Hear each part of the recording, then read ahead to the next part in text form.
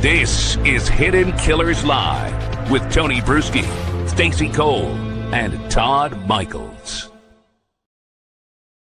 This case isn't just raised red flags. It kind of lights the whole field on fire. A 9-year-old girl, Melodee Buzzard, is missing. And the last adult seen with her mother, Ashlee. Well, she's walked out of jail with nothing more than an ankle monitor.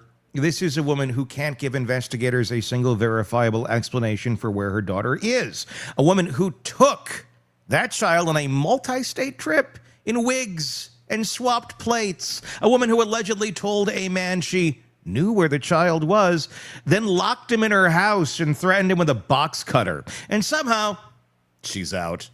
The public is furious, investigators are stuck, and the system once again is acting like all of this is perfectly normal procedure. Well, according to the rules of procedure, it actually is, because that's how our system works, even though this is not normal. It's outrageous. So Jennifer Coffindaffer is with us, retired FBI special agent, to help us understand how something like this even happens and what investigators are really seeing behind the scenes, while the one person who holds the answers is free to walk away. Let's start with this and call it what it is. Insane. We have a missing 9-year-old. The last adult seen with her can't provide a verifiable explanation for where she is. How is that not enough to hold someone accountable, hold someone back from being free? How does it not trigger every alarm in the system? Help me understand what is going on here, Jen. Well, it is shocking that at this point we cannot levy some sort of obstruction charge. I mean, that's what we have here. She's obstructing the investigation, and enough time has gone by that there's just no excuses left available. And when you look at this situation with Tyler, her friend that came over to help her, that gets then locked in her place after she tells him where Melodee is, which we know it's a complete lie, because law enforcement would have already investigated and we still have no Melodee. So when you look at all of that, right now the excuses are just coming to an end. Law enforcement is, I truly believe, doing what they need to be doing, but the judge to let her out, danger to the community, flight risk, how were those prongs not met? They were. Was this just a really poor decision by the judge? Were their hands tied? Did they have any other options here? Or was this strategic? Was there something behind the scenes, maybe with investigators saying, yes, it'd be lovely to keep her locked up. The public has their pitchforks and their flames, and they'd like her to be away.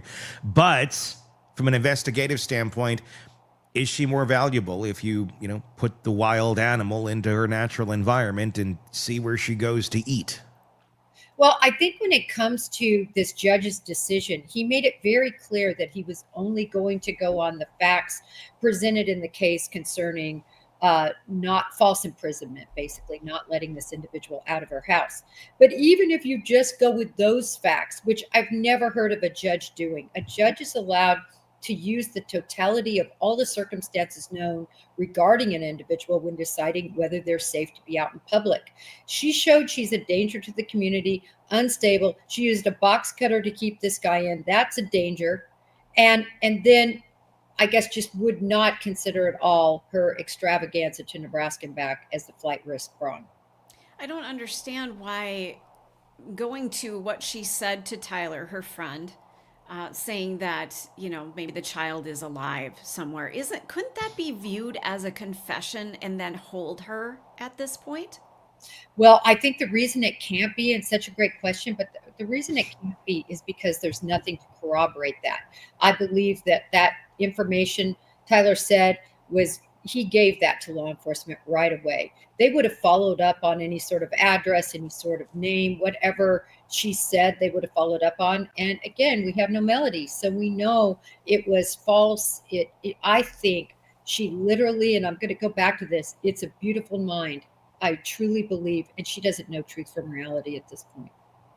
I mean, that is certainly what it feels like, that this is something that is completely messed up in her way of thinking, that she's not thinking clearly. It's just kind of things firing left and right. Why is it that it took a a friend or a former friend to come in to get these little pieces of information out of her when for more than a month investigators can't get anything. I mean, are we, when we're looking at the approach here with her and how we're handling this to try and get information, I mean, is it being handled incorrectly? Is there a psychological aspect to this that investigators are not equipped with or are not using? I mean, this seems to be like a mental health emergency, and we're treating it from an investigative standpoint or from a law enforcement standpoint just kind of like another law enforcement matter, something where the psychology doesn't really go into play when this is all a sort of a mental health crisis that's in action, but we don't seem to have the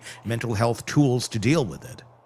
Well, there's two approaches, right? One is what I think law enforcement was sort of doing is not charging anything because, first of all, I think the obstruction charge they're worried won't hold water from this standpoint. As a mother, as a guardian, when you have full custody of your child, you're allowed to take them wherever you want. You're allowed to drop them off with a friend. There's nothing illegal about that. Now, there are issues in concerning truancy. But back in October 1st of this year, the truancy laws in California became non-felonious. So in other words, you can keep your kids out of school and it's not a felony violation anymore. So as things get more and more liberal thinking from a law enforcement standpoint in California, that I think also helped cause law enforcement not to have the tools they needed to charge her. Do you think this happens all the time and this is just a case that we're hearing about, that there are more cases just like this that never make the news? I think there are many cases like this from the standpoint of people being quote unquote homeschooled, people being abused. And I'm not saying, by the way, that Ashlee abused Melodee. Look, I think Ashlee treated Melodee like a possession. She wanted to keep her away from family. She wanted to keep her away from friends. She wanted to keep her in control of her. So I'm not saying she was abused other than what we know to be facts, if we're to believe the mother, and that is no food in the house, no edible food, squalor, all of that could be considered neglect. It happens all the time, I could tell you. Walking into these homes, you just wouldn't believe it. Yeah. If we don't have Melodee, and nobody other than Ashlee seems to have any clue as to where she is right now, and she's a free woman for the most part with an ankle monitor. If not now, when? What would it take to arrest her? Is there a certain time threshold we're waiting for here, where after X amount of days you don't produce your kid, now we'll arrest you? I mean, what lever are we waiting for here to be pulled? Because if the Melodee never shows up, is what happens here, and she's wherever, dead somewhere in a woods that no one will ever find her in, does Ashlee just stay free forever? I mean, why? What are we waiting for? What are we waiting for to try and get to that point, other than just, well, she's been gone a really long time now, she must be dead? Well, I think certainly what the Bureau's doing, because the Bureau is handling all that cross the state's investigation. We know she was last seen on the eastern side of the Colorado-Utah border. So now we have a stretch of about 800 miles where Melodee disappeared, or Ashlee disappeared Melodee. And that is what they're really focusing on. But it takes so much time to go through all of that information, from the car detail, whatever phone digital evidence there might be, and then interviewing witnesses that might have seen her. All of that takes so much time and so many man hours, and that's what they're doing. Analysts are poring over all this information, I can tell you. And as they finally figure out the last point she's seen before Ashlee shows up without Melodee, that's when they're going to tighten that timeline, and I think they get to more answers. But how is this not a crime already? Where if she's not telling anybody where the kid is, and she doesn't have the kid, and she left the house, and the kid, now we don't know where the kid is. She just saying, she's like, what is she telling authorities that they're able to walk away and go, okay, that checks out? Well, first of all, we all have a Fifth Amendment right not to cooperate with an investigation. We all have that right. And it happens all the time. And I'll bring you back to Gabby Petito. When the laundries were questioned, I mean, Gabby Petito dead, her van in the front yard. They're doing search warrants. Those parents have never talked other than in civil litigation when they had to talk. So it happens all the time. But I know what your point is, Tony. You're saying, oh my God, this is about the welfare of a child. This is exigent. This isn't just, an event. This is brutally exigent. The problem is that Fifth Amendment right prevails unless they want to charge you with obstruction and risk them not having a strong enough case to convict. How would this not be strong enough? There's a missing human being. Yeah. And I get the Gabby Petito thing, and that's a whole other conversation. Gabby was an adult. Those were not her parents. And they were not on the trip. Now, Brian went off and did his own damn thing. So there's a bit of a difference there, and I get the Fifth Amendment right there. This is someone who is dependent on Ashlee for her well-being. Is there no difference in the law between the Gabby Petito scenario and this scenario when you have a minor dependent that is now missing, that was in your care and is now gone missing? I don't understand how this is how our system works, where they can just disappear and you can be like, whoops. Yeah, sorry. like, well, I went on a road trip, must have left her at the come and go somewhere. It's like, what? Like, this is just, I don't understand how there's no actionable things that can be pulled by law enforcement to compel her to speak, that we can just be like, well, you're good. Just because you don't have her, that's okay. This is just, it's asinine. It seems untenable that you can just drop your child somewhere and just go, like Tony said, whatever. Next one. I've got 2 more, so, whatever. Where is this loophole that can be closed at this point? It's called the Fifth Amendment, and it's. I'll give you another example. If you don't like the Gabby Petito example, yeah. This one. How about the Harmony Montgomery, Adam Montgomery? She was missing for over 2 years. Law enforcement approached him, talked to him, told him he had to talk, and he said, up yours, I'm not talking, I'm not saying where she's at. And but for the, wife coming forward at the time and telling about the horrendous details, nothing would have been done. In the case that I like to talk about, because this case exactly mimics this case, is the Hoggle case, Hoggle, out of Maryland. That case is so similar. Again, a mother, in that case 2 children, disappears her children back in 2014. She's arrested 3 years later, but they don't have enough to hold her because she's got psychiatric problems. Finally, while she's institutionalized in one of these group therapy sessions, she tells the group that she strangled the kids and that she put them in the trash. So finally, in 2025, 11 years later, she was finally charged. She's just been charged. But guess what? They're still holding hearings to see if she's competent to stand trial. I think this is a Hoggle Part 2 called Buzzard. But again, with the psychiatric slant to it, how can you believe what she has to say? Well, they believe it, and I believe it's probably because there was enough detail that they had some corroboration to back that all up. Again, those kids have been missing for 11 years. And persona non grata can be proven in a court of law. A lot of murder cases are tried without a body, and that's what they're doing in this case. So all you have to do if you want to make your kids go away is just basically make them disappear somewhere and say you know nothing about it. It's and you're good. And never speak of it again. Unless the Bureau, and I have not given up on the Bureau at all, unless the Bureau can get that timeline tightened up, show where she stayed an extended period of time in a certain area, and then thoroughly search that particular area, which is still a needle in a haystack. I think it's very difficult without a body or without a witness. I just don't understand this. I mean, I do and I don't.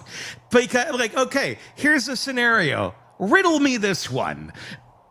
You get a beater. You get one of those old cars. You get one that doesn't have GPS and all that. It's literally winding windows and not even a car radio. It's like we're just talking like it's a Geo Metro. Like And it smells musty. And it smells musty, and it smells of fish for some reason. You're not quite sure why, but it smells of fish, and I don't know why but it just smells of fish, and you don't take your cell phone, and you are like in the middle of nowhere, someplace where there's not gonna you get out of your metro area, then you just go on a path of no cameras or as few cameras as possible. You're on just back roads, and you go and you go and you go, and then you let the kids out, kill them, do whatever.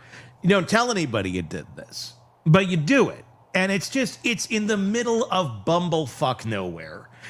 And then there they are. They're gone. You drive back. There's no real evidence. I'm just going to tell where you went or where you came because you didn't bring your cell phone. And there's not, in the area to which you went, there's just nothingness. And there's certainly vast areas of our country of nothingness. And you come back and you just like, I don't know. Am I right? I don't have to tell you where they're fine.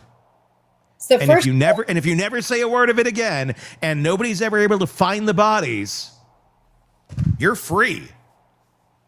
So first of all, you basically described the exact area that Ashlee was in. Yeah. I mean, she veered off the highway in Utah and went down a rural road that is very off the beaten track. I've posted a lot of pictures. I mean, it's the desert. Yeah. And so when you're in places like that, it's so easy, even if you have your phone on, that it's not going to work. And all she had to do, quite frankly, was turn off her phone. I mean, that's what Koberger did, right? Yeah. We don't know what he did in a long stretches of time, exactly where he was at. But that shows guilt too, though. Oh, well, it shows guilt, but guilty of what? So what are we going to charge? Are we going to charge leaving her with somebody? We don't have proof of that. She can't be charged with kidnapping. She is the guardian of that child. We can't charge her with a murder. We have no evidence of murder. So there's no difference here between a dependent like Melodee is, and if it were her boyfriend or Ashlee's boy. And I'm just throwing a hypothetical out there. Another human being, another adult that's not a dependent, that has their own agency, that can make their own choices. If you can simply disappear them and not answer any questions about where they went, even if they're a dependent, you're scot-free. Well, you can't be forced to answer to law enforcement. I've been harping on this one avenue that can be used, and that is the dependency court. And it exists particularly in California, and they can receive, a person like Ashlee can receive a summons from a dependency court judge and be summoned and made to come into court.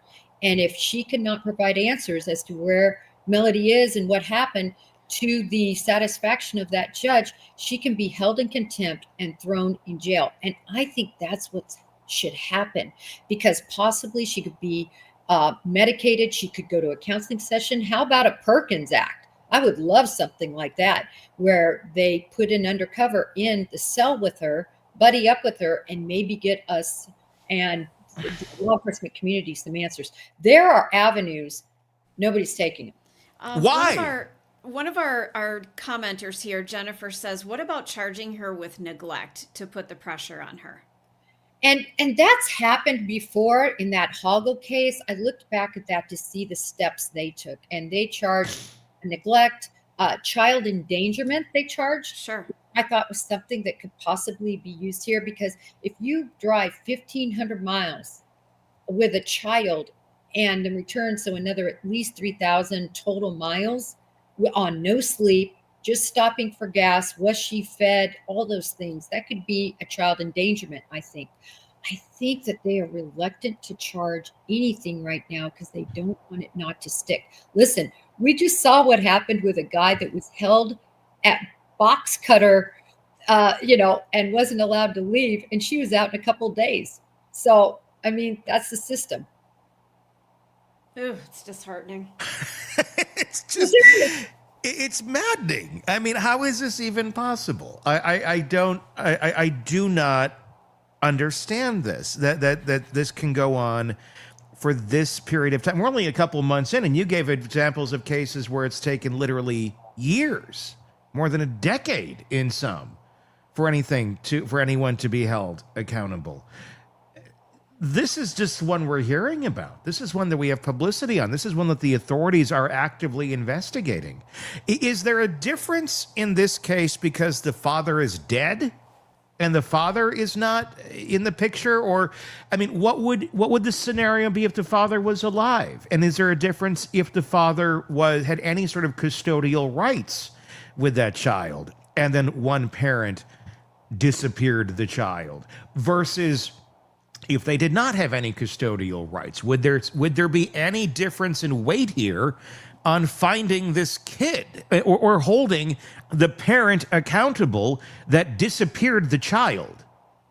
I love this question, because this is what the FBI does very well, is we handle custodial kidnapping cases. And that's where you have an individual like this go off the rails, and then you have the other normal parent that says, listen, I have custody too. They've stolen, my child. They go through court and show, and then they put out, legally a unlawful flight to avoid prosecution is what we call it, a UFAP warrant, and the Bureau gets to finding these parental kidnappers that are unstable.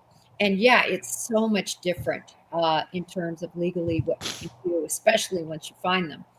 But in this case, she's the sole guardian, and that's what makes this much more complicated, kind of like Adam Montgomery with Harmony Montgomery. So simply because she's the sole guardian and the other person's dead, because there's no one else contesting this, there's nobody else out there raising in a parental form because of legally being a parental figure, it's pretty much the system is designed. Is it because the system is designed? The system is not designed to assume or be prepared for a parent working against the best interest of their child. I mean, it seems like this was something, the way that it's functioning, no one saw this coming, and no one's ever made any fixes to it since. Clearly, we've run down this road many a times, but nothing ever seems to change in terms of what needs to be done here when somebody's going to pull the levers and basically hack the system and use it to their advantage the way that she is right now. Right. At the core, that's exactly right. At the core of all of this is why the law is in place. And it's in place to keep the family together. It's in place to make sure that the guardians have the power they need to control what happens with their children. Nobody, as a general rule, wants the government telling them where they can educate their child, where they can take their child, who can watch their child. That is not something the general public wants to see.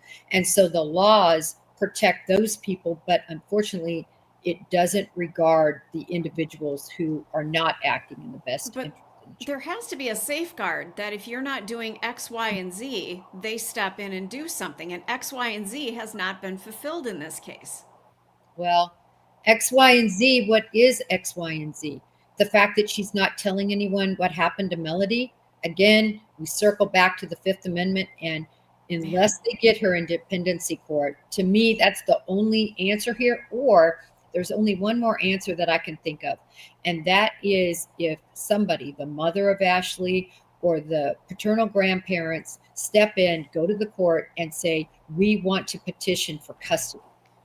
Ooh. If they petition for custody, I see that at least as some leverage, that at least if she's found, something could be done. I would love to see such a petition take place, and I think it would help possibly get some answers. Because right now she's in the custody of no one. I mean, on paper, she's in the custody of Ashlee, but she's not there. But the law doesn't seem to recognize that part. Right. The law doesn't recognize that part. And let's face it, Tony, there has been nobody that's come forward. Nobody that said, by the way, this woman named Ashlee dropped off a 9-year-old with me. Yeah. Or a neighbor saying, there's this 9-year-old that just showed up at this house. The leads that were given by Tyler that were given to him by Ashlee obviously didn't pan out, or we wouldn't even be here today because Melodee would have been found by law enforcement. I just feel like we're I'm going to call it 90-10. 10% chance that she's still alive. I agree. And I don't think she was sex trafficked. I know that that is the big dialogue running, and I could be completely wrong. I just do not see that as a possibility, a very probable possibility. Why is your gut telling you that? It's really not my gut. I always said, as an investigator, I never used my gut. I used facts before me. I mean, I know a lot of investigators do, and a lot of people say, oh, my gut tells me. My gut's never told me anything. What tells me are the facts I see before me. I see a woman completely wanting control of her child. I see a woman whose proximal event, and anytime you have a major instance happen, there's always one huge proximal event. I think that was the school board saying, where the hell is she? And we need answers. I think that was the proximal event. She thought they were going to come and take her child away, especially in her paranoid state. She takes off with her. The changing of the license plates, we've talked about it, the wigs, all that she did, I think, shows that she wanted to do everything to stay and maintain control of her. Remember, she was the one ripping up missing posters. Yeah. She doesn't want anybody's help because she knows exactly where she is. She's in control of that child, whether she's dead or alive. She knows where she is. This would just be pure speculation at this point, but do you think that she left her daughter alive when she drove away?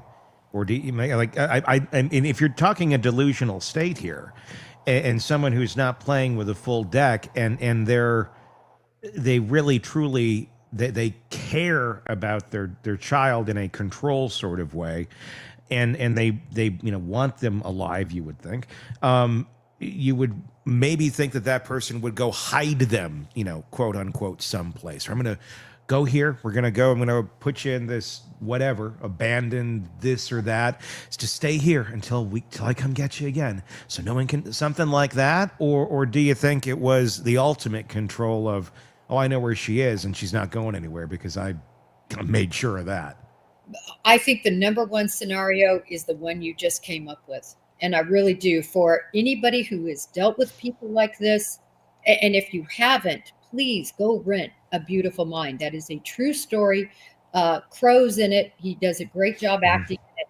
And it's a true story of the imagination used and what becomes their reality, where they think they're at, who they think is chasing them, all of that. It's just made up in their head. I could absolutely, and that's my number one scenario, is she really did do something like that. Remember, this is a critical piece that people may not know about or recall. I think it was around October 28th, right in that time frame, she tried to rent a car again. She was under surveillance. She tried to rent a car again. She couldn't get the car rented. And when I say under surveillance, by media, not by law enforcement in this particular situation, and they wouldn't rent her a car. Where was she going in that car? She wasn't running away. She was running back to where Melodee was. That will always be my belief with why she tried to get another car. Then why don't we try and get her to get in a car and go again? Why? I mean, if she's delusional, if she's not in her right mind, she probably doesn't understand all the levers of the law that are being pulled around her right now. Just surprise! You just won a car, Bob Barker shows up, or the ghost of him shows up, and ta-da! Or just something, and just something that, guess what? We're going to give you a car, and you can go anywhere you want. And of course, you tail it, but if you're dealing with someone without a full deck, but you take away the confines of, you're going to have to pay for this, because if finances is a thing, that's going to stop her. Number two, if she thinks that she already knows they're going to reject her getting a car, let's give her a fucking car and say, have fun. Let's see where it takes you. And the Bureau has case funds for this. And they could do that, something like that, under some sort of ruse, something that comes in the mail. You're the lucky winner of a Honda Accord or whatever it might be. But this is the problem. First of all, and I've always said this, if they could arrest her, if they could get her off the streets, I think they would. If they thought legally it would hold. But I think they know that she would just bond out and they'd be back to square one. So I think that's why they haven't come in hot yet. Secondarily, I think they really did hope that she would have been able to get out. And I'm sure if they could have known that she went to this rental car agency or she was going to Uber over there, they would have done that. They would have said, listen, let her have the car, Avis, let her take off. We'll be held responsible. Here's the, money necessary, because the Bureau has case files to do things like that. Then have someone call her home and say, this is Avis. You know what? Turns out you can get that car. And we're going to deliver it to you right now. And a lifetime supply of wigs, and all the Sonic gift cards you need along the way to feed yourself. I mean, seriously. I mean, it's not an insane idea. If we're going to play crazy over here, where like the person can basically go free forever, why not play crazy with the crazy person if that may lead us to where this kid actually is, and hope to God she's found enough food to scrounge around with and continue living. Or we're going to find some kid dead in an abandoned shack somewhere. But either way, we'll get our answer. Other than that, this idea that we're just going to let her exist, this is insane. I mean, who's crazy here? Who's crazier, her or the rest of the world, if this is how we're letting it play out?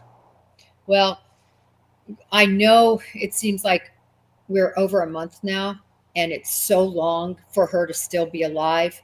But law enforcement, it just takes such a long time. I'm telling you, 800 miles, a stretch of 800 miles of road. This is I know. And I don't expect random people to figure it out. Give her the car. Well, I liked that idea, and I was hoping that was something that sort of law enforcement might be working on. I think we talked about it briefly. I indicated that as a possibility. Like I said, if they could lock her up and keep her in, they would have done that. That's their number one. If they can't, then maybe they were hoping for this to finesse its way to her, to what happened. And remember, she could have made it all the way back in and around Lompoc, California. Yeah. We don't know how far they got with her. I've always thought it was interesting that they had already done a search warrant on the 15th, I believe, of October, went back and did that second of, the vehicle, but they were able to go back to that house again. That's very interesting to me, because you have to reestablish probable cause, and not only probable cause that there could be indicia of a crime, but that it's there right now. Those are the two parameters of probable cause for that. So there was something that gave them the probable cause to relook that happened in between that time frame. And I would love to read that affidavit. Law enforcement has so much more we're not seeing. They're showing us what they need to show us to get our help. And if we don't have any arrests yet, and what is that telling you about the digital footprint that she has, or lack thereof? I mean, usually in so many cases, that's what sinks so many people. It's their Google histories. It's this, it's that. But a lot of times behavior like this isn't Googling, it's acting. And if she just decides one day, I'm going to go out and get this car and I got to go hide my kid, there may not have been a lot of search or premeditation to do any of those sort of things. Is that telling you something that there is no arrest too, because there isn't anything in any sort of digital footprint that would point to suspicious activity involving disappearing or murdering a child? Absolutely. And I still can't believe there's nothing to just point out the obstruction piece of it. Yeah. Nothing in her digital footprint to show. I mean, it's in her physical footprints all over the place. Yeah. Right? She's obstructing. But why can't they get over that probable cause, really reasonable doubt hump? Because that's what a prosecutor is going to want, to take her in. And like I said, I think behind bars, things could drastically change and turn for the better for understanding what happened. But instead, they put a bracelet on her ankle that she could cut off, and she's gone. She disappears into the night like an X-File. Let me ask you this. If Melodee shows up, let's say Melodee is with somebody in some other state or wherever, and then Ashlee gets her back, comes back, and everything's just hunky-dory and normal, has a crime been committed? I think there is no chance she would retain custody of her. I think the state would get custody based on everything we saw before us, which I think you're going to say, but Jen, then if we, not a crime, but basically that she is not that she's neglectful of her duties as a mother. I think CPS would come in and get an order to have her removed temporarily while it's all sorted out in the court, whether she should maintain custody. But what if it was a private thing between her and a friend, and nobody needs to tell anybody where the kid is because that's what the law is, and the kid was there? And I mean, you could probably get her on the custody or the welfare thing if she's not being educated. But let's say she's getting education. I don't know. I mean, if everything is just going, we're not telling anybody what we're doing, but this is what we're doing, and the kid is actually in good care, gets her back, kid's in good health, has a crime been committed other than she's just not telling anybody what's going on in her world? I think that would be for a court to sort out, because if she left her in good care with somebody, if she's getting homeschooled, now obviously we know she's not in school anywhere. Sure. I mean, it's an act of God to get your kid in school. Yeah. So we know she's not in school anywhere, but she can be homeschooled. And if somebody could prove that, and if she was well fed and being well taken care of, I agree with you, Tony. And, she's returned. What's the crime? There's no crime there.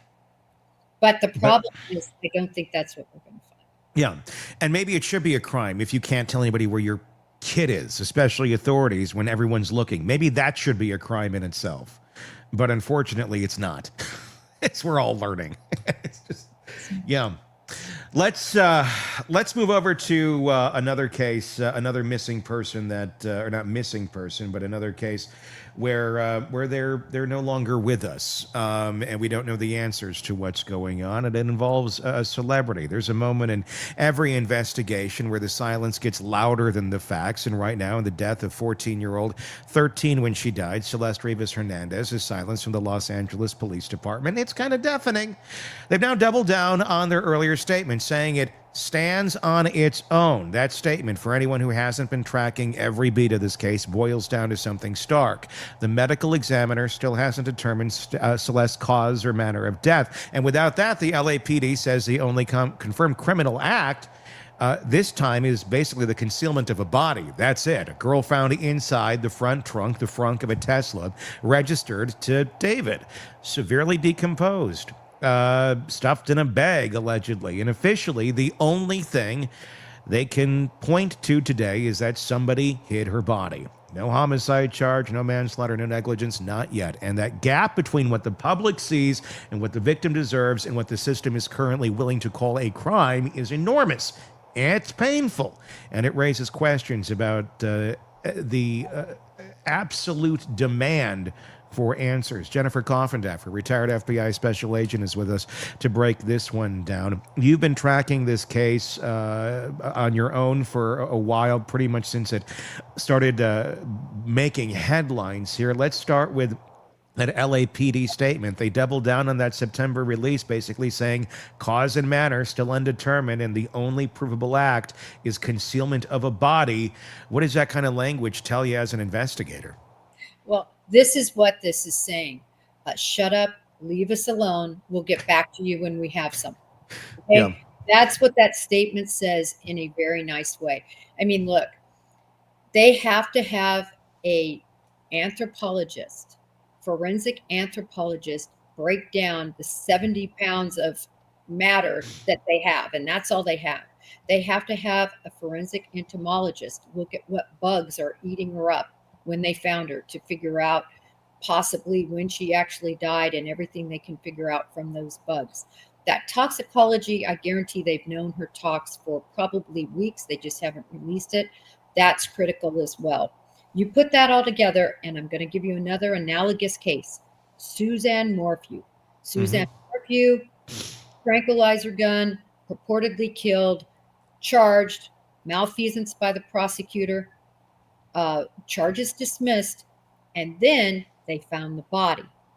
When they found that body, they did all of this I'm just telling you about, toxology, which led to that tranquilizer. They found, they were able to do the bug guy and the anthropologist, and they were able to make a case. Guess how long that took from found in the grave, even with everything they had before that, which they had dozens and dozens of pages of probable cause, and in one of the longest probable cause affidavits I've ever seen. Guess how long it took? I can't wait to hear your guesses. From when they found her body to when they indicted her husband again. That was quite a bit. That was many months, wasn't it? I mean, was it more than a year? 21 months. 21 months from identifying the BAM in her bones, basically, which was the sedative that would send the tranquilizer dart that they claim he had on him. Is that because it took that long to get those sort of results out of the anthropologic technology? Yep. It took the anthropologist that long. It takes the toxicologist that long with that sort of, uniqueness. And then, like I said, these bug doctors tell a lot, what's eating your flesh. It's disgusting, but it's a very accurate science. It's accurate. It takes forever. It takes a long time, that forensic anthropology, unless it's something obvious like a gunshot wound. That's why Brian Laundrie, they came back in, no time because his skull was fractured. But other than that, if it's nothing like that, if it's something more systemic, it's going to be much tougher to tell. So what is it going to tell us? I mean, if we don't know what it's going to tell, but what can it tell us? What are the possibilities that are going to come back from the forensic anthropologist once they have their results? Well, a couple of things. One of the top things that everybody's been discussing from minute one is whether she was dissected, dismembered, however you want to term it, whether she was dismembered. They are going to look, and the only way to dismember somebody typically is with a tool. So they're going to be looking for those tool marks to dismember. Are they there? Are they not? In other words, if she just fell apart from, decay, that would be far different from being dismembered. So they're going to be. That's a felony, right? I mean, you can't dismember a body in that state, can you, without it becoming a felony? Of course, yeah. And exactly to your point. So now they're going to have something to really work with, even though, and I know we've talked about this, it was reported early on by the local station before they ever knew her name was Celeste Rivas. The day this was reported was the first day I reported on it, not even knowing it was Celeste Rivas, not even knowing who David was. Yeah. Just it was a body because they were begging the public for help back in the day one, right? And one of the things they released, multiple things, right? 70 pounds, that tattoo that was on the finger, and dismembered body. And of course, you all featured my very scientific showing of how you can't fit a 5'1.5", yes, 110-pound human into a frunk. I stick by that, unless they, broke her down or dismembered her. And we have the pictures of the bag in the frunk in that junkyard, so we have it. Yeah, you were breaking that down on your show the other day, Break the Case with Jennifer Coffindaffer, which you can get wherever you get podcasts and on YouTube. Tell me about that. Tell me about those pictures that you were looking at and breaking down. Well, yeah, when you look at this picture, first of all, I do want to say this is the latest model Tesla, and they did increase the frunk space by about 2 cubic feet to accommodate, quite frankly, golf clubs. Or body. Yeah, no, you could still only get golf clubs in there. Okay. I mean, use the size of a golf club unless you're like 5. Yeah. Our dimensions just don't work. So, like I said, unless they literally. Or a child. Yeah. If you're on our other story, if you're the other case, our Buzzard issue. Yeah, I mean, you're just not going to be able to fit a full grown in there. But nevertheless, I just wanted to say that for anybody going, oh, but Jennifer, I know he had the latest model, and so yeah, I've looked that up, and you can look it up. Okay. I really want to find one of those and jump into that just to show all the naysayers. You can get clubs. Let's see what a Tesla dealership doing that. Well, I wanted to do it. I've just been too dang busy. But the minute I get a chance, I'm going to. Believe me, you'll see part 2. You're going to be on a list quick. It was funny. I was with my closest friends of 20 years and over the weekend in a celebration. And anyway, I told them about this. and they're all very normal people. They're not into true crime. They're just Yeah. rich people, right? They're like, you had Thad do what? Of course, they feel terrible for my poor husband because they're like, how did you convince him to do that? And I said, he's so sweet. You know, I begged him. And because I wanted to make the point. And literally, we as investigators, as FBI agents, number one thing you use if you're successful is common sense. Yeah. And you say, that just isn't going to work, but let's make sure that I'm not. And how can a 5'3" scrawny David, who, as far as I know, doesn't work out. He's never talked about working out, but I've seen him many times, extremely under the influence and everything else. He doesn't seem like the healthiest guy, let's just say. How is he going to pick up somebody his approximate size when somebody who's 5'10", 180 can't do that to me? Sure. Because I'm slippery and everything else, dead weight.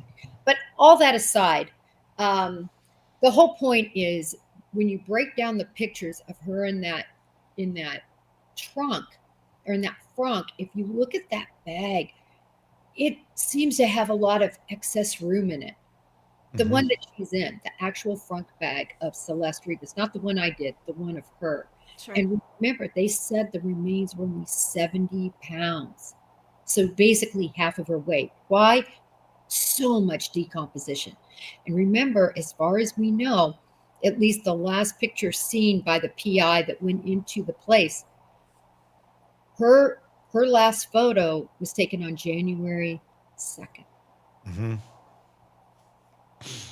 Just think of the decomposition that would take place during all that time, found in September. I don't know the answer to that, and I'm sure conditions have a lot to do with it. I would imagine a trunk, it's sealed off fairly. I don't know how sealed off. I would imagine it's fairly sealed off from a lot of things getting into it, but, nature will do its course of whatever. And then for a body to break down to 70 pounds from whatever she was, I'm assuming probably close. Do we know what she originally was? Close to 100, somewhere around there, I'm going to guess. I mean, just looking at her pictures, that'd be my guesstimate. What's that? 110 to 115. I'm going to say approximate size. So we're talking losing roughly 30, 40 pounds of body weight due to decomposition. How long would that take? How long do you think that would take in an environment like that? Essentially, it would be a small oven in the California heat out there, which, that certainly does a lot for breaking down tissue and basically cooking someone for months. I'm wondering how long would that take, would you think? Well, a couple of factors there, right? Again, we talked about the bugs and we talked about the heat and the plastic. Yeah. Since in law enforcement, when we go in and we take anything that's biodegradable, we do not put it in plastic because it increases the rate of it degrading. Yeah. We use paper for things even like blood, even like hair. It can only go in paper. So it's because we as investigators know that rapidly accelerates decomposition. I obviously am not a forensic anthropologist, but I can tell you that it would break down that body so quickly in that environment, so much more quickly compared to, say, a dry situation. And I'll give you another good analogy. Do you remember Gene Hackman and his wife? No. Yeah. Right? They were found in the house and they had been there for weeks and weeks and weeks, but it was dry and they were basically mummified. So they were really decomposed. They were mummified in almost a similar state as to when they died, right? And so that's the juxtaposition between moisture, heat, being confined, bugs taking over, that Celeste would put in. And I'm thinking that's what a lot of people, as they try to run this through their mind of, well, why couldn't they tell if she was in the trunk for that long? I think a lot of people go to mummified and they think, well, it's going to be stiff, it's going to be dried up. No, I'm not trying to be gross here, but if she's in this bag, she was pretty much a pile of goo and bones, I would imagine at that point. I mean, if you've ever, and I'm thinking in terms of cooking, I mean, these are the only times I've ever dealt with bones as like a turkey or something, or something where if you, here's a good example. You big old Tupperware, okay? You put it in, you got extra turkey. Maybe it's a chicken or something. And you put it in your fridge. It ends up in the back of the fridge. Maybe your basement fridge or your garage fridge or whatever. Oh my God. The turkey is still there from Thanksgiving and it's Easter. And you're like, oh, I need that container. We need to really clean that thing out strategically. And you go in there and it was at one time a whole turkey or pieces of it that were together, and then you go to lift it out and it smells but you lift one piece up and just the bones come off, everything just comes apart because that's what it is. It's broken down. It's become this gelatinous mess. You're not going to tell how that turkey died anymore. You're not even going to tell what it was cooked in anymore unless you go to the breakdown, the chemical breakdown, the anthropologic breakdown, which could tell you some of those things. But even then, it can't tell you everything because the breakdown is so dramatic. That essentially is what we're talking about here of the body of Celeste Rivas Hernandez. And maybe also why early on, I'm going to say, maybe is that why you think some of the reports were saying that she was dismembered? Do you think that might have been maybe a misunderstanding, maybe an early investigator misspeaking because the body parts were coming apart and they're like, oh, she was dismembered and this was kind of leaked out and it was more so, no, she's been basically cooked. Okay, any investigator, and the only investigator out there that would have looked at this would have been somebody in that homicide unit. Yeah. They're going to know the difference, I believe, between a decomposed body that is fallen apart, so to speak, as opposed to a dismembered body. Yeah. And the reason you're going to know, you're going to see these tool markings on the body. That's going to make it very clear that this was somebody dismembered versus somebody that just fell apart. So I believe that they would know. I really do, because you're cutting bones and everything, and the bones would still be there. At least some of them. There were 70 pounds of. But I'm saying, what if you're not cutting? What if they're just there? I mean, again, let's do a turkey challenge. Let's both buy a turkey and let's put it in a hot box until Easter, and then I'll carve it and you don't carve yours, and then or then you take it out and say, can you tell which one was carved or not, or which one they just slowly kind of decomposed and deteriorated. If you don't hit the bone, I don't know that you would necessarily know that. I mean, I'm sure if you're a person that studies it, you would. I'm just wondering, somebody on the back end of this, somebody who's working in conjunction with this, and they're like, well, this body part's over here now, and this is over there. If they're thinking, oh, well, dismembered, but really it's just because they got cooked. You know what? I will take you on with that. Oh, boy. Let's cook some turkeys in our trunks, Jen. I will say that it can be even lesser time and more dramatic situation. I agree with the Tupperware. We need to take a Cornish hen. You take a Cornish hen, a little bitty Cornish hen, and you don't do anything to yours. Okay. And put it in and put it in a very, very hot place that you can't smell, because it's going to get smelly within about 3 days. The hottest place you can. And I know exactly where I'm putting mine. You're going to do this, aren't you? You're really going to do it. She's going to do it. She got in a frunk. I'm going to cut mine. Okay. And you're not going to cut yours. Okay. And then we're going to look in 3 weeks at our Cornish hens. And I guarantee I'm going to be any naked eye, anybody okay. is going to see those cut marks on those bones. Well, we'll check in 3 weeks. You will. Let's see Easter.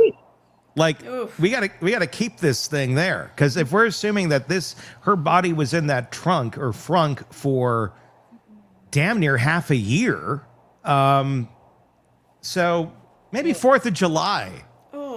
We'll get our Cornish hens out. We'll do the 4th of July. I think this will be interesting. Where are you putting it? We gotta have similar heat on this. We're going into winter. Yeah, this is going to be hard. We're going into winter. Listen, it's not going to be perfect, but Both Yeah. of our Cornish hens are going to be severe. Oh, we need to weigh them before they go in. Are going to be severely decomposed. And to our point that we would be trying to make is, would an investigator know whether that was decomposition or whether that was purposeful All right. chopping? All right. You get your Rubbermaid, I'll get mine. You get your Cornish hen, and I'll get mine, and we'll find places to put them. We will. Although, wouldn't the gases make the top of the Rubbermaid explode at some point? It's possible. No, we'll be No? fine. It's a Cornish hen. We'll burp and seal it. Listen, I'm not going to touch mine again till the 4th of July. All right, I can't wait. I'm going to take it out right with the appetizers. Hey, everybody, Cornish hen. We talked about this right before Thanksgiving of last year. It's all ready to go. Gonna need a hazmat suit. To it. Can't let the Yeah. dogs. I mean, mine's going outside in this little place I have. It'll be perfect. Yeah, you're in Florida, though, aren't you? That Cornish hen will likely be in Florida. Okay. There's Mine's gonna be in crocodiles Northwest and- Arkansas, but all right, we'll see if as long as the crocodile doesn't get it. Oh, or is it alligator? No, I'm confused. Alligators. Yeah. Alligators. Sorry about that. There are some crocs here, believe it or not, in the bayous. There are Yeah. some in the Really? Everglades. In the Everglades, yeah, there are. That's what those pythons are eating. That right now. Oh yeah. Yeah, you pythons get are You get a out. python mixed in this too. That would be it. Send me a python, Jen. Send me a python, and I'll just put a python out, and you put a python out. Whoa. It is. I mean, as silly as it is, obviously, it's horrible what we're looking at here. At the end of the day, do you think we're ever going to see anyone charged with a crime here, or is this going to be something where there's a concealment of a body? I don't know. I mean, I'm wondering, was a crime committed here other than concealment of a body, or was this a combination of really bad choices? Someone died unexpectedly, and nobody wanted to be accountable for having the death of a runaway underage child with them, and they thought, well, let's hide it. And I don't. The only thing I'm wondering about is, was their strategy evolved of putting this thing in the back of a trunk, hoping for this exact process to take place, basically the cooking of the body, so that it was unrecognizable, and any sort of forensic details that would have existed in terms of abuse or anything, if that was there, would have all basically melted away. Well, and I want to be clear on just one thing. All we know is the January 2nd date, again, according to what would have been left in the mansion. So there could have been pictures of her, and she could have been alive after that. Sure. I'm just saying that's the only fact we have to go on. Mm-hmm. Go on the fact that we know. Secondarily, I guarantee you there will be charges. There will be charges. And I think there'll be charges against more than one person. I think there'll be multiple people involved. As far as what will those charges be? Minimally, the concealment of a body, desecration of a body, possibly, and then murder, possibly, depending on what that forensic anthropologist says. Yeah. Is there any, just because David's name is linked to the vehicle, does that mean there'd be a charge against him for just owning the vehicle? If he had no physical involvement or awareness of any of this, or does it all come down to any sort of awareness that he would have had of any of this going on? What it's going to come down to is, would he be able, if he weren't the main person doing this, would he be able to be charged with conspiracy? And Tony, to be charged with conspiracy, you need 2 overt acts. So what were those overt acts? Were they letting him have the car? That's an overt act. Were they showing anything? Overt acts can be the smallest of things. Driving somebody. So we know that somebody drove that car and parked it. How did they get to that car?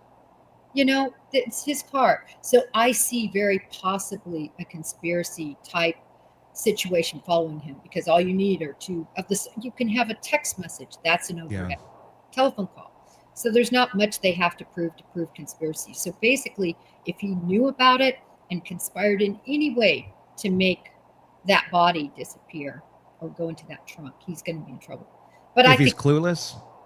he's not clueless. I'm just saying if. We don't know, because we don't know the answer to that. I mean, these people have big circles and posses around them of people that all have, their own selfish needs and wants and desires of what they're doing. And they're, either they're cozying up to celebrity for that, or they're an employee and that's part of what they do. And they just kind of go from person to person. So I don't think we do know that for sure. I think there's a possibility that we don't know the answer, that he thought, well, she went off back home or did whatever, and that groupie's gone now or whatever. And there's no knowledge. I think there's a real possibility there that then somebody else in the crew got her hands on her, but we don't know.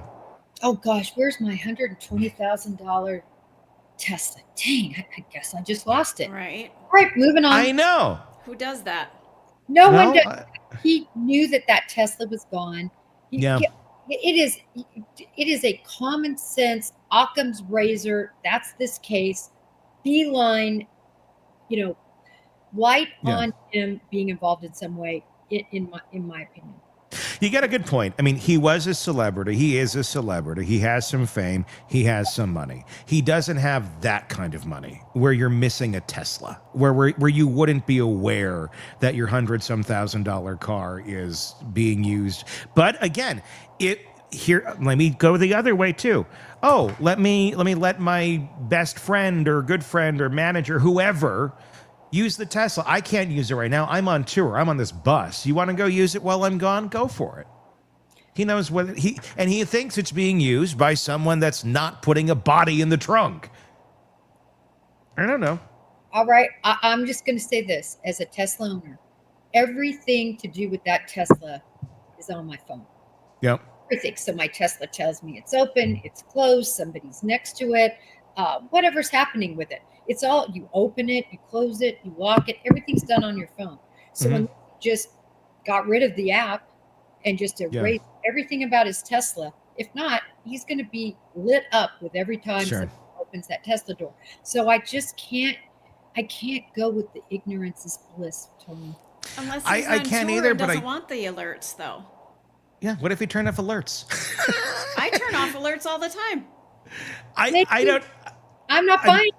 I'm just trying to look at it from all angles on this. I agree. And I know I don't mean to be obtuse, because believe me, I'm not saying that I don't think others are involved. I'm very clear on this, that there's more than one person involved. And I think once they figure out who was involved, at least with concealment of the body, and they start pulling people in, we're going to know a lot, because people are going to start, he did it. He told me to do it. But we're waiting for that rock solid case. It's just going to take a while. It could take 2 years, just like Morphew. And if people start leaking, we haven't seen any of that yet. But at some point, people start talking in something like this. You can only keep a secret for so long. And there are certainly human beings that are aware that something happened here. Exactly what is the question. Mm-hmm. All right, go get that Cornish hen. And I will get mine as well.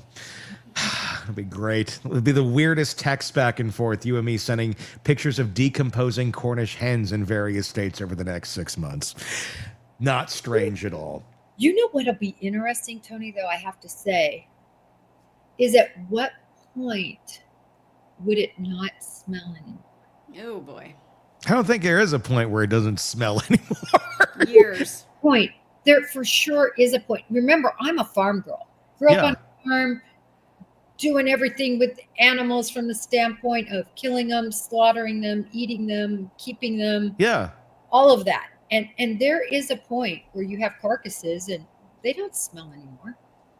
But that'd be like sun dried, I mean, if you froze it, if you put the Cornish hen in a freezer and did it, the smell would go. But I think what we're doing, keeping it at like air temperature of like 60-ish or more degrees in a Tupperware, that shit's gonna smell until that'll smell until we're dead. Like that thing's never gonna. It'll take some time. What do you see on that, Tony? So July 4th is our D-Day, unless we get more information. Yeah. If we hear more information that the timeline has changed and they have a picture of her in June. We need to adjust our timeline. All right, then we'll pop open the Cornish hen sooner and at a dinner party with our favorite guests. Hey, everybody. Pop and seal. There you go. All right, Jennifer Coffindaffer, retired FBI special agent. Thank you, as always, for coming on and giving us your insight into all this, and I'm excited about the hens. Until next time, for Jen, for Stacey and Todd, I'm Tony Bruschi. We'll talk again real soon. Want more on this case and others? Then press subscribe now and don't miss a moment of true crime coverage from Tony Bruschi and the Hidden Killers podcast.